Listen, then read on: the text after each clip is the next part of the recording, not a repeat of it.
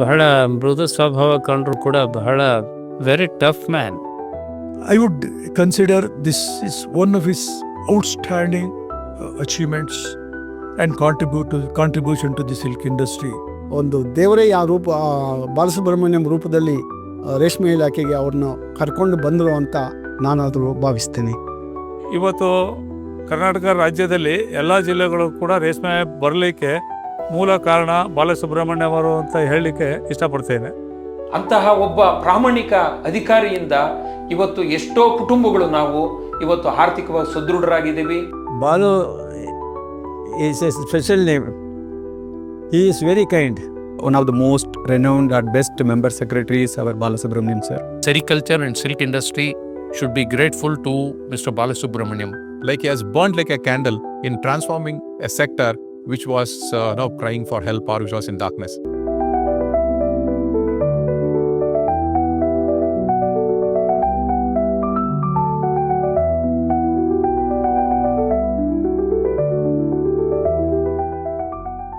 ರೇಷ್ಮೆ ಇಲಾಖೆ ಮತ್ತು ಚಟುವಟಿಕೆಗೆ ಬಾಲು ಅವರಿಂದ ದೊರೆತ ಉತ್ಕರ್ಷ ತಿಳಿಯಲು ಅವರು ಇಲಾಖೆಗೆ ನಿರ್ದೇಶಕರಾಗಿ ಬರುವ ಮುಂಚಿನ ಚಿತ್ರಣ ತಿಳಿಯುವುದು ಸೂಕ್ತ. ಅಲ್ಲಿಯವರೆಗೆ ಇಲಾಖೆಯನ್ನು ಕಟ್ಟಿ ಬೆಳೆಸಿದವರ ಪರಿಶ್ರಮ ಮತ್ತು ಬದ್ಧತೆಯನ್ನು ಪ್ರೀತಿ ಗೌರವಗಳಿಂದ ಸ್ಮರಿಸುತ್ತೇವೆ. 1951ರಲ್ಲಿ ನಂದಿಯಲ್ಲಿ ನಡೆದ ಸೆಮಿನಾರ್ ರೇಷ್ಮೆ ಇಲಾಖೆಯಲ್ಲೊಂದು ಮೈಲಿಗಲ್ಲು. ಆಗ ರೇಷ್ಮೆ ಚಟುವಟಿಕೆ 5 ಜಿಲ್ಲೆಗಳಿಗೆ ಸೀಮಿತವಾಗಿತ್ತು. ಸರ್ಕಾರದ ಮಟ್ಟದಲ್ಲಿ ಒಂದು ಮೈನರ್ ಇಲಾಖೆ. Before he came, there were 2 departments, Director of Silk Industries, Director of Sericulture. 1975ರ ಇಲಾಖೆಯ ಚಿತ್ರಣ ಹೀಗಿತ್ತು. 24,800 ಹೆಕ್ಟೇರ್ ನೀರಾವರಿ, 79,800 ಹೆಕ್ಟೇರ್ ಮಳೆ ಆಶ್ರಿತ ಹಿಪ್ಪುನೇರಳೆ, ಎಣ್ಣೆರಂಗನ ಕಡ್ಡಿ, ಸುಲ್ತಾನಿ ಕಡ್ಡಿ ಮತ್ತು ಬೂದುಗಡ್ಡಿ ಇವೇ 3 ತಳಿಗಳ ಜೊತೆಗೆ ಅತ್ಯಂತ ಸುಧಾರಿತ ತಳಿಯಾಗಿ M5 ಅಥವಾ ಕಣ್ವಾ 2 K2 ತಳಿ ಬಂತು. ಮೈಸೂರು ಹೆಣ್ಣು ಮತ್ತು ಸಿನಿಚಿ ಗಂಡು ಕ್ರಾಸ್ ಮಾಡಿ ಅದನ್ನು ಸಣ್ಣ ಮಿಶ್ರ ಅಂತ ಮಳೆ ಆಶ್ರಯದಲ್ಲಿ ಬೆಳೆಯಲಾಗುತ್ತಿತ್ತು. NB4D2 ತಳಿ ಕ್ರಾಸ್ ಮಾಡಿ ಸುಧಾರಿತ ಮಿಶ್ರ ಅಂತ ನೀರಾವರಿ ಪ್ರದೇಶದಲ್ಲಿ ಬೆಳೆಯಲಾಗುತ್ತಿತ್ತು. 14.6 kg ಗೂಡಿಗೆ 1 kg ರೇಷ್ಮೆ ನೂಲು ಬರುತ್ತಿತ್ತು. 1 ಹೆಕ್ಟೇರ್ಗೆ 1 ವರ್ಷಕ್ಕೆ 880 kg ಗೂಡಿನ ಉತ್ಪಾದಕತೆ ಇತ್ತು. ಇಲಾಖೆಯ ಮೂಲಸೌಕರ್ಯ 10 ಫಾರಂ, 5 ಗ್ರೈನೇಜ್, 6 ಸೀಡ್ ಕ್ಯಾಂಪೇನ್ ಮತ್ತು 2 ಹಿಲ್ ಸ್ಟೇಷನ್, 3 ಕೋಲ್ಡ್ ಸ್ಟೋರೇಜ್, 133 ಖಾಸಗಿ ಮೊಟ್ಟೆ ಉತ್ಪಾದಕರು, 5,000 ಚರಕ. ಇಟಾಲಿಯನ್ ಬೇಸಿನ್ಗಳು ಸುಧಾರಿತ ನೂಲು ಬಿಚ್ಚುವ ಯಂತ್ರಗಳಾಗಿದ್ದವು. ನಂತರದಲ್ಲಿ ಹಬೆ ಉಪಯೋಗಿಸುವ ಸರ್ಕಾರಿ ಮತ್ತು ಖಾಸಗಿ ಫಿಲೇಚರ್ಗಳು ಅಸ್ತಿತ್ವಕ್ಕೆ ಬಂದವು. ರೇಷ್ಮೆ ಇಲಾಖೆಗೆ ಬಾಲು ಅವರು ಮೊದಲು ಬಂದಿದ್ದು ಮೇ 1976ರಲ್ಲಿ. ಅಲ್ಲಿ ಅಡ್ಮಿನಿಸ್ಟ್ರೇಟರ್ ಆಗಿ ಬಂದಾಗ ನನಗೆ ಎಷ್ಟು ಆಶ್ಚರ್ಯ ಆಯಿತು ಅಂದರೆ, ಇಡೀ ಆಡಳಿತ ಯಂತ್ರನೇ ಬಹಳ ಚುರುಕಾಗೋಯ್ತು. ಅಂದರೆ ಒಂಥರ ವಿದ್ಯುತ್ ಸಂಚಾರ ಆಗದಂಗೆ ಅಂಥ ಪ್ರಖರವಾದಂಥ ಒಂದು ಅವರ ಎಕ್ಸಿಸ್ಟೆನ್ಸ್ ಅಂತ ಹೇಳಬೇಕಾಗ್ತದೆ. ಬಂದ ಆರಂಭದಲ್ಲೇ ISDP ಯೋಜನೆ ಸಿದ್ಧಪಡಿಸಿ ಕೇಂದ್ರ ರೇಷ್ಮೆ ಮಂಡಳಿಗೆ ಸಲ್ಲಿಸಿದರು. 1978ರಲ್ಲಿ 256 ಲಕ್ಷ ರೂಪಾಯಿಗಳ ISDP ಯೋಜನೆ ಜಾರಿ ಮಾಡುವಾಗ 2ನೇ ಬಾರಿ ಇಲಾಖೆಗೆ ನಿರ್ದೇಶಕರಾದರು. ರೇಷ್ಮೆ ಇಲಾಖೆಯಲ್ಲಿ 1976, 77 ಮತ್ತು 1978ರಿಂದ 80ರವರೆಗೆ ಏನು ಅವರು ಸೇವೆಯನ್ನು ಸಲ್ಲಿಸಿದ್ದಾರೆ, ಅದು ಬಹುಶಃ ಒಂದು ದೊಡ್ಡ ಬುನಾದಿಯನ್ನು ರೇಷ್ಮೆ ಇಲಾಖೆಗೆ ಹಾಕ್ಕೊಟ್ಟಂತಹ ಒಂದು ಸಮಯ. ವಿಸ್ತರಣಾ ಕೇಂದ್ರಗಳು, ಅಂದಿಗೆ ಭಾರೀ ಗಾತ್ರದ 4 ಗ್ರೈನೇಜ್ ಬಿಲ್ಡಿಂಗ್ ಇಲಾಖೆಗೆ ಸೇರ್ಪಡೆಯಾದವು. ISDP ಯೋಜನೆಯ ಯಶಸ್ವಿ ಅನುಷ್ಠಾನದಿಂದ 80 ಕೋಟಿ ರೂಪಾಯಿಗಳ KSP1 ಯೋಜನೆ ಸಿದ್ಧಪಡಿಸಿ ವಿಶ್ವ ಬ್ಯಾಂಕ್ ನೆರವಿಗೆ ಪ್ರಸ್ತಾಪಿಸಲು ಅನುವಾಯಿತು. He was able to bring financial assistance for the development of sericulture in Karnataka. We prepared the project for World Bank assistance. Balu was appreciated by the World Bank team. ವಂಶಪಾರಂಪರ್ಯವಾಗಿ ಹರಡುವ ಪೆಬ್ರಿನ್ ರೋಗವನ್ನು ನಿಯಂತ್ರಣದಲ್ಲಿಡಲು ಇರುವ ಒಂದೇ ಮಾರ್ಗ ತಾಯಿ ಚಿಟ್ಟೆ ಪರೀಕ್ಷೆ. ಮೊಟ್ಟೆ ಉತ್ಪಾದನೆಯಲ್ಲಿ ಪರಿಣಾಮಕಾರಿ ರೋಗ ನಿಯಂತ್ರಣ ಅತ್ಯಂತ ಮುಖ್ಯ. ಅದಕ್ಕಾಗಿ ಜಪಾನ್ ತಜ್ಞ ಡಾಕ್ಟರ್ ತಾಜಿಮಾ ಅವರ ಮಾರ್ಗದರ್ಶಿ ಪುಸ್ತಕವನ್ನು ಎಲ್ಲ ಸರ್ಕಾರಿ ಬಿತ್ತನೆ ಕೋಠೆಗಳಿಗೆ ಒದಗಿಸಿದರು. ಇಲಾಖೆಯ ಎಲ್ಲ ವಿಭಾಗದ ಚಟುವಟಿಕೆಗಳಲ್ಲಿ ಅನುಸರಿಸಬೇಕಾದ ಕಾರ್ಯನೀತಿ ಮತ್ತು ಮಾರ್ಗದರ್ಶಿ ಸೂತ್ರಗಳನ್ನು ಸಂಪೂರ್ಣವಾಗಿ ವಿಶದೀಕರಿಸಿ ಎಲ್ಲ ಸಿಬ್ಬಂದಿಗೆ ಒದಗಿಸಿದರು. He is very kind and very harsh also. Again, very harsh against whom? Those who do not work. For them he was very harsh. But those who work, he was very sincere and honest and he was supporting them. ತಪ್ಪು ಮಾಡಿದವರನ್ನ ಖಂಡಿತ ಬಿಡ್ತಾ ಇರಲಿಲ್ಲ. ಅವ್ನು ತಗೊಂಡೋಗಿ ಜೈಲಿಗೆ ಹಾಕಿಸ್ಬಿಡ್ತಿರ್ಲಿಲ್ಲ, ಅವ್ರನ್ನ ಪೊಲೀಸ್ನವ್ರಿಗೆ ಒಪ್ಪಿಸ್ಬಿಡ್ತಿರ್ಲಿಲ್ಲ. ಅವರು ಅವರ ಮಾತಿನಲ್ಲೇ ಅವರ ಅಪರಾಧವನ್ನು ಒಪ್ಪಿಕೊಳ್ಳೋ ಹಾಗೆ ಮಾಡೋ ಜಾಣ್ಮೆ ಅವರಿಗೆ ಗೊತ್ತಿತ್ತು. ಒಮ್ಮೆ ಅವರಿಗೆ ಹಿಡಿತ ಸಿಕ್ಬಿಡ್ತು ಅಂತ ಹೇಳಿದ್ರೆ ಅವನ ಸಮಸ್ಯೆಯನ್ನು ಪರಿಹಾರ ಮಾಡ್ಕೊಳ್ಳೋದಕ್ಕೆ ಅವರು ಸಾಮಾನ್ಯವಾಗಿ ಮುಂದಾಗ್ತಾ ಇದ್ರು. ಆ ಸಹಾಯ ಮಾಡೋ ಗುಣ ಇದೆಯಲ್ಲ, ಅದು ಅದ್ಭುತವಾದದ್ದು. ರೇಷ್ಮೆ ಗೂಡಿನ ಮಾರುಕಟ್ಟೆಗಳಲ್ಲಿ ಗೂಡಿನ ವಹಿವಾಟಿನಲ್ಲಿ ಇದ್ದ ಅಡೆತಡೆಗಳ ನಿವಾರಣೆಗೆ ಸ್ಥಳೀಯ ಭಾಗೀದಾರರನ್ನು ಒಳಗೊಂಡ ಮಾರುಕಟ್ಟೆ ಕಮಿಟಿಗಳನ್ನು ರಚಿಸಿ ರೇಷ್ಮೆ ಕಾಯ್ದೆಯನ್ನು ಅಕ್ಷರಶಃ ಅನುಷ್ಠಾನ ಮಾಡಿದರು. ಬಾಲು ಅವರ ಯೋಚನೆ ಶಕ್ತಿಯ ಆವಿರ್ಭಾವವಾದ KSP1 ಯೋಜನೆಯ ಅನುಷ್ಠಾನವನ್ನು ಆರಂಭಿಸಿದ ಕೆಲವೇ ತಿಂಗಳುಗಳಲ್ಲಿ ಸರ್ಕಾರ ಅವರನ್ನು ವರ್ಗಾಯಿಸಿತು. KSP1 ಯೋಜನೆಯ ಅನುಮೋದಿತ ಮೊತ್ತ 80 ಕೋಟಿ ರೂಪಾಯಿಗಳಿಂದ ಆರಂಭವಾಗಿ ಮುಕ್ತಾಯದ ವೇಳೆಗೆ 101.3 ಕೋಟಿ ರೂಪಾಯಿಗಳನ್ನು ತಲುಪಿತು. ಕಚ್ಚಾ ರೇಷ್ಮೆ ಉತ್ಪಾದನೆಯನ್ನು 1600 ಟನ್ಗಳಷ್ಟು ಹೆಚ್ಚಿಸಬೇಕೆಂಬ ಗುರಿಯನ್ನು ಮೀರಿ 1800 ಟನ್ ಉತ್ಪಾದಿಸಲಾಯಿತು. ಯೋಜನೆಯಲ್ಲಿ ನಿರೂಪಿತ ಹಿಪ್ಪುನೇರಳೆ ವಿಸ್ತೀರ್ಣ, ಗೂಡಿನ ಇಳುವರಿ, ರೇಷ್ಮೆ ಉತ್ಪಾದಕತೆ, ಸಂಸ್ಥೆಗಳ ರಚನೆ, ಕಟ್ಟಡಗಳು, ಸಿಬ್ಬಂದಿ ನೇಮಕಾತಿ ಎಲ್ಲವನ್ನೂ ಸಾಧಿಸಲಾಯಿತು. ಈ ಮುಂಚೆ ತಲೆಮಾರುಗಳಿಂದಲೂ ಪ್ರಸಿದ್ಧವಾಗಿದ್ದ ಮೈಸೂರು ರೇಷ್ಮೆ ಸೀರೆ ಉತ್ಪಾದಿಸುತ್ತಿದ್ದ ಎಲ್ಲ ಘಟಕಗಳನ್ನು ಆಧುನೀಕರಣಗೊಳಿಸಿ KSIC ಸ್ಥಾಪಿಸಲಾಯಿತು. The old units of Karnataka Silk Industries Corporation were modernized with equipments from Japan, Italy, and various other countries. Then, very high quality raw silk was produced in T. Narsipura with filature equipment which was imported. We could meet the requirements of Mysore Silk Weaving Factory. Then the printing unit, they were also modernized. Mysore Silk Weaving Factory imported looms from Japan. We were able to standardize even the quality of gold zari thread. ಇಲಿ ಕಚ್ಚಿದ, ಚಿಟ್ಟೆ ಕೊರೆದ ಗೂಡು ಮತ್ತು ರೇಷ್ಮೆ ತೆಗೆಯುವಾಗ ಉತ್ಪಾದನೆಯಾಗುವ silk waste ರೇಷ್ಮೆ Nutty ಇವೆಲ್ಲವನ್ನೂ ಕಸದಿಂದ ರಸ ಮಾಡುವ ಚನ್ನಪಟ್ಟಣದ ಸ್ಪನ್ ಸಿಲ್ಕ್ ಮಿಲ್ ಪುನರುಜ್ಜೀವನಕ್ಕೆ KSP1 ನಾಂದಿ ಹಾಡಿತು. Spun silk mill at Channapatna was modernized. We were able to spin high quality spun silk yarn to meet the requirements of Jammu and Kashmir carpet weavers. So all this was possible with Mr. Balasubramaniam as Director of Sericulture and Chairman of Karnataka Silk Industries Corporation Board. ಕೇಂದ್ರ ರೇಷ್ಮೆ ಮಂಡಳಿಯ ಸಂಶೋಧನಾ ಸಂಸ್ಥೆಗಳ ಜೊತೆಯಲ್ಲಿ ನಮ್ಮ ರಾಜ್ಯದ ವಿಶೇಷ ಅಭಿವೃದ್ಧಿ ಆಶಯಗಳ ಆವಿಷ್ಕಾರಗಳಿಗಾಗಿ KSSRDI ಸಂಸ್ಥೆ ಸ್ಥಾಪಿತವಾಯಿತು. Prior to 1980, only Central Silk Board was involved in sericulture research and developmental activities. In the Karnataka World Bank project, Balu felt the need for establishing a research institute. That's how 1980 Karnataka State Sericulture Research and Development Institute was started. ಬೆಂಬಲವಾಗಿ ಬೆಂಗಳೂರು, ಮೈಸೂರು ಮತ್ತು ಕೃಷಿ ವಿಶ್ವವಿದ್ಯಾಲಯಗಳಲ್ಲಿ ರೇಷ್ಮೆ ಶಿಕ್ಷಣ ಮತ್ತು ಸಂಶೋಧನೆ ಆರಂಭವಾಯಿತು.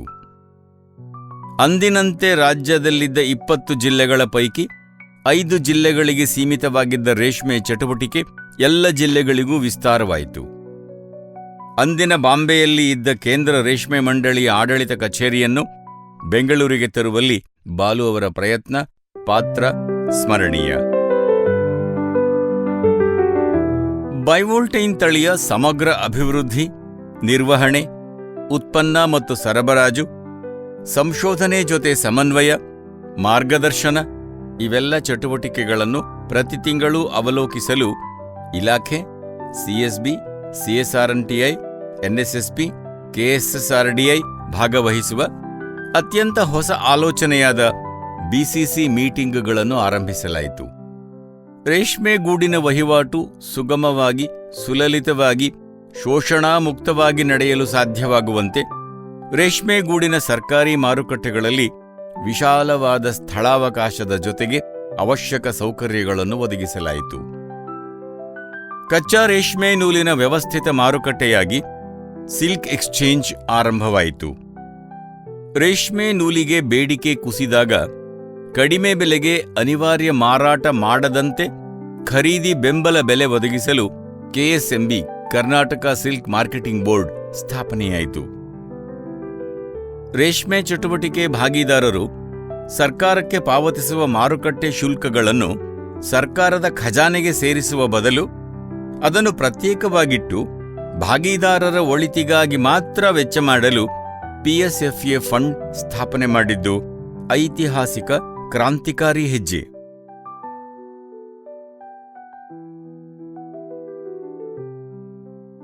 He made a visit to many villages and all parts of Karnataka, visiting all persons connected with the silk industry.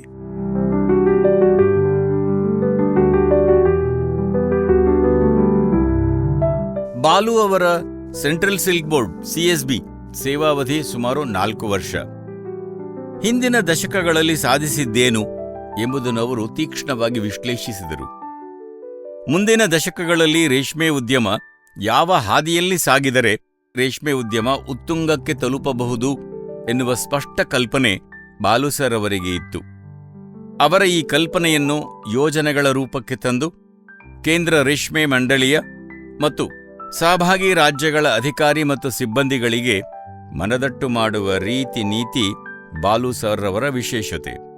ತಮಿಳುನಾಡಿನಲ್ಲಿ ಸುಮಾರು 12 ಕೋಟಿ, ಅವಿಭಜಿತ ಆಂಧ್ರಪ್ರದೇಶದಲ್ಲಿ ಸುಮಾರು 14 ಕೋಟಿ ರೂಪಾಯಿ ಮೌಲ್ಯದ ಯೋಜನೆಗಳನ್ನು ಸ್ವಿಸ್ ಬ್ಯಾಂಕ್ ನೆರವಿನಿಂದ ಮತ್ತು ಎಲ್ಲ ರಾಜ್ಯಗಳಿಗೂ ಸೇರಿದಂತೆ 500 ಕೋಟಿ ರೂಪಾಯಿಗಳ ಯೋಜನೆಯನ್ನು ಸ್ವಿಸ್ ಬ್ಯಾಂಕ್ ಮತ್ತು ವಿಶ್ವ ಬ್ಯಾಂಕ್ ನೆರವಿನಿಂದ ನ್ಯಾಷನಲ್ ಸೆರಿಕಲ್ಚರ್ ಪ್ರಾಜೆಕ್ಟ್ ಎನ್ಎಸ್ಪಿ ಎನ್ನುವ ಹೆಸರಿನಲ್ಲಿ ರೂಪಿಸಿದರು.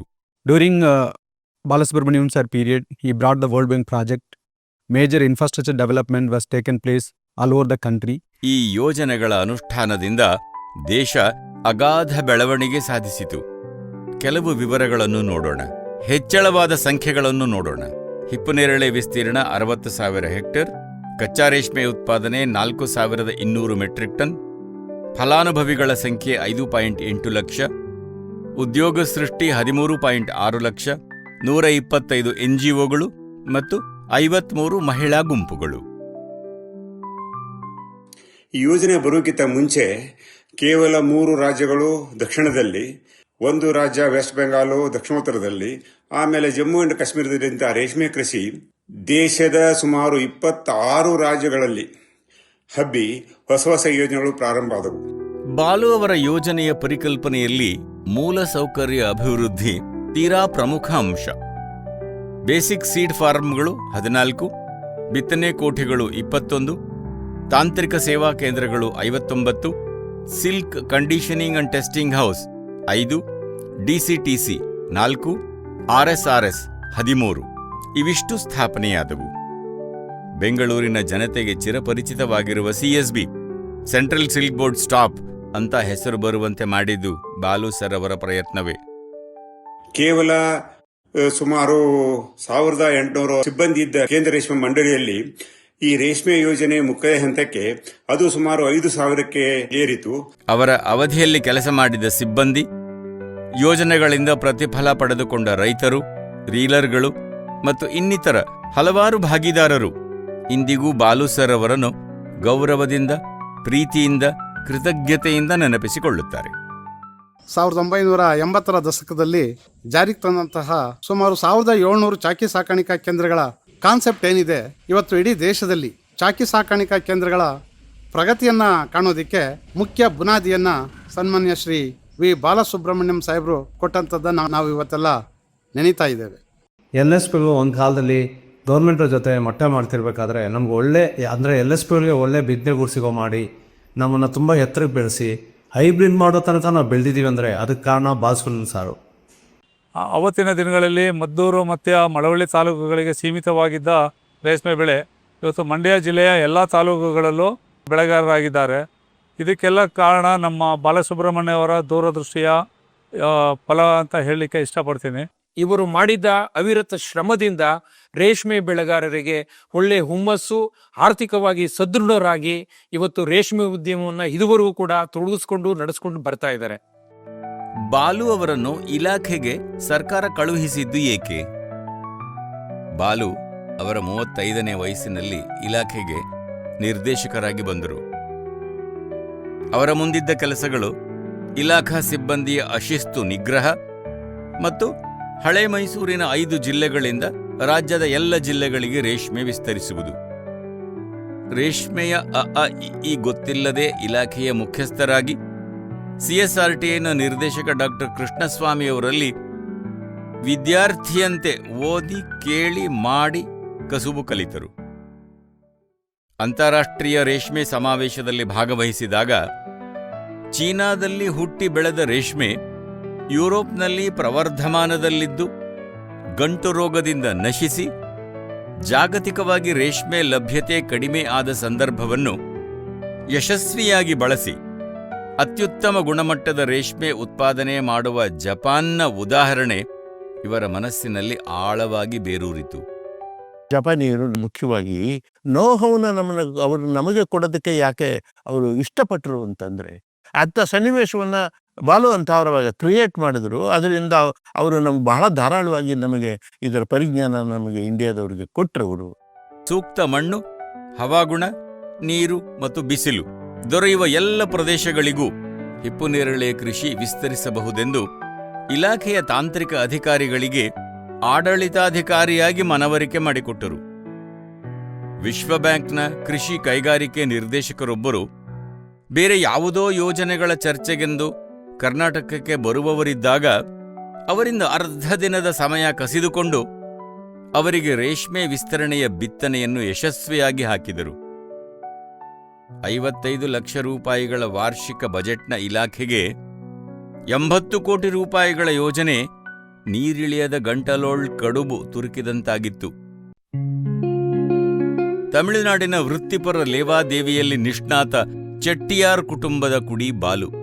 ವೆಂಕಟ ಬಾಲಸುಬ್ರಹ್ಮಣ್ಯನ್, ವಿ ಬಾಲಸುಬ್ರಹ್ಮಣ್ಯನ್, ನಂತರ ವಿ ಬಾಲು. ಈಗ ಅದೇ ಮುಂದುವರೆದಿದೆ. ಹುಟ್ಟಿದ್ದು 13 ಏಪ್ರಿಲ್ 1941. ಈಗಿನ ಚೆನ್ನೈ, ಆಗಿನ ಮದ್ರಾಸ್ನಲ್ಲಿ. ಪ್ರಾಥಮಿಕ ಶಿಕ್ಷಣ ಅಲ್ಲೇ. ಕಾಲೇಜಿಗೆ ಸೇರಲು 6 ತಿಂಗಳು ವಯಸ್ಸು ಕಡಿಮೆ ಆದ ಕಾರಣ ರಂಗೂನ್ಗೆ, ಈಗಿನ ಬರ್ಮಾ, ಅಲ್ಲಿ ಹೋಗಿ ಬಿಕಾಂ ಪದವಿಯಲ್ಲಿ ಸ್ವರ್ಣ ಪದಕ ವಿಜೇತರಾಗಿ ಹೊರಹೊಮ್ಮಿದರು. ಚೆನ್ನೈಗೆ ಹಿಂದಿರುಗಿ ಖಾಸಗಿಯಲ್ಲಿ ಕೆಲಸ ಮಾಡುತ್ತಾ IAS ಪರೀಕ್ಷೆಗೆ ಸಿದ್ಧರಾಗಿ ಅವರ 24ನೇ ವಯಸ್ಸಿನಲ್ಲಿ ಮೊದಲ ಪ್ರಯತ್ನದಲ್ಲೇ ತೇರ್ಗಡೆಯಾಗಿ ಕರ್ನಾಟಕದ ಕೇಡರ್ಗೆ 1965ರಲ್ಲಿ ಬಂದರು. 37 ವರ್ಷಗಳ ಸೇವಾವಧಿಯಲ್ಲಿ 9 ಪೋಸ್ಟಿಂಗ್ಸ್ಗಳು. ಬೆಂಗಳೂರಿನ ಜಿಲ್ಲಾಧಿಕಾರಿಯಾಗಿ 5 ವರ್ಷಗಳ ಸುದೀರ್ಘ ಅವಧಿಯಲ್ಲಿ ಅವರ ಸಾಧನೆಗಳು ಇಂದಿಗೂ ಯುವ IASಗಳಿಗೆ ಮಾದರಿ. 2001ರಲ್ಲಿ ನಿವೃತ್ತಿಯ ನಂತರವೂ ಸರ್ಕಾರದ ಪ್ರಸ್ತಾಪಗಳ ಮೇರೆಗೆ ಹಲವಾರು ಜವಾಬ್ದಾರಿಗಳನ್ನು ಒಪ್ಪಿ ನಿರ್ವಹಿಸುತ್ತಿದ್ದಾರೆ. ಇಕ್ಕಟ್ಟಿನ ಹಾದಿಯಿಂದ ದೂರ ಸರಿದದ್ದು ಎಂದೂ ಇಲ್ಲ. ಯಾವುದೇ ಸಂದರ್ಭದಲ್ಲಿಯೂ ಯಾವುದೇ ಶೋಷಣೆಯನ್ನು ಸಹಿಸುತ್ತಿರಲಿಲ್ಲ. ಅದನ್ನು ವಿರೋಧಿಸಿ ತಮ್ಮ ಕರ್ತವ್ಯದಲ್ಲಿ ಸಾಧ್ಯವಾದಷ್ಟೂ ಸರಿಪಡಿಸುವ ಸ್ವಭಾವ ಇವರದ್ದು. ಅವರ ತತ್ವನಿಷ್ಠೆಯಲ್ಲಿ ಸರಿಕಂಡದ್ದನ್ನು ಯಾವುದೇ ಮೂಲದ ಒತ್ತಡಗಳಿಗೆ ಮಣಿಯದೆ ಎದುರಿಸಿ ನಿಲ್ಲುವ ನೈತಿಕ ಸ್ಥೈರ್ಯ ಇತ್ತು, ಇದೆ. A great man who can influence everybody because of his personality. ಅಂಥ ವ್ಯಕ್ತಿ ಬಹುಶಃ ನಮಗೆ ದೊರೆತಿದ್ದು ಮತ್ತು ಕರ್ನಾಟಕಕ್ಕೂ ದೊರೆತಿದ್ದು ನಮ್ಮ ಸುದೈವ ಅಂತ ನನಗನ್ಸುತ್ತೆ. How he could understand the feelings of the people, the farmers, and the participants in the project. He had a lot of soft corner. We could successfully introduce sericulture across the country. It's all Mr. Balu's vision. ದೇಶದ ರೇಷ್ಮೆ ಕೃಷಿ ಅಭಿವೃದ್ಧಿಯಲ್ಲಿ ಅವರು ಕ್ರಾಂತಿ ಮಾಡಿದಂತಹ ಮಹಾನ್ ಪುರುಷ. ಬಾಲಸುಬ್ರಹ್ಮಣ್ಯಂ ಅವರು ಒಂದು ಮಾತನ್ನ ಹೇಳಿದ್ರು, ನಾನು ಸಿರಿಕಲ್ಚರು ಒಂದು ಕುಟುಂಬ ಆದರೆ ನನಗೆ ಸಿಲ್ಕ್ ಅಸೋಸಿಯೇಷನ್ ಆಫ್ ಇಂಡಿಯಾ ಎರಡನೇ ಕುಟುಂಬ ಅಂತಂತ ಹೇಳಿ ಅಷ್ಟು ಒಂದು ಪ್ರೀತಿ ಅವರು ಈ ರೇಷ್ಮೆ ಮೇಲೆ ಇಟ್ಕೊಂಡಿದ್ದಾರೆ. ನಿಜವಾಗ್ಲೂ ನಾವು ಉದ್ದನೀಯರು. ಬೌದ್ಧಿಕವಾಗಿ ಬೆಳೆಯೋದಕ್ಕೆ ಬಾಲು ಅವರ ಸಾಹಚರ್ಯ ನನಗೆ ತುಂಬ ಸಹಾಯ ಮಾಡ್ತು. ಅದು ಸಾಕಷ್ಟು ಜನಕ್ಕೆ ಅವರಿಂದ ಹಾಗಾಗಿದೆ. Considering his outstanding contribution to Indian silk industries, we honored him with a Lifetime Achievement Award during our Platinum Jubilee celebration during 2024. Silk association of ಇಂಡಿಯಾದಿಂದ ರೇಷ್ಮೆ ರತ್ನ ಪ್ರಶಸ್ತಿಯನ್ನು ಕೊಡಬೇಕು ಅಂತ ನಾವು ತೀರ್ಮಾನ ಮಾಡಿದಾಗ ಅತ್ಯಂತ ಮೊದಲಿಗೆ ನಮಗೆ ಕಂಡು ಬಂದಂತಹ ವ್ಯಕ್ತಿಗಳಲ್ಲಿ ಬಾಲಸುಬ್ರಹ್ಮಣ್ಯಂ ಅವರು ಮೊದಲಿಗರಾಗಿದ್ದಾರೆ.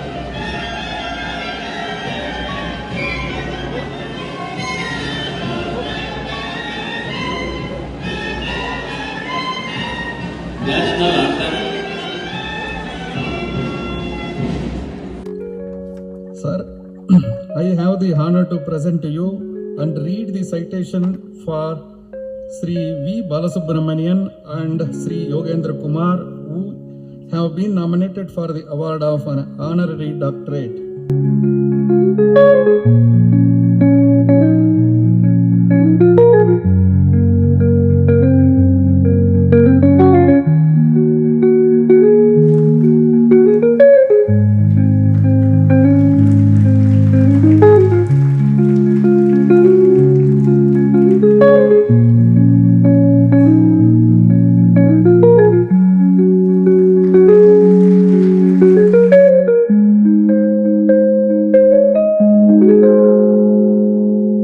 H equals MC divided by D, where H is happiness, Santhosh, MC material comforts, ಭೌತಿಕ ಸುಖಗಳು, ಮತ್ತು D desires, ಬಯಕೆಗಳು.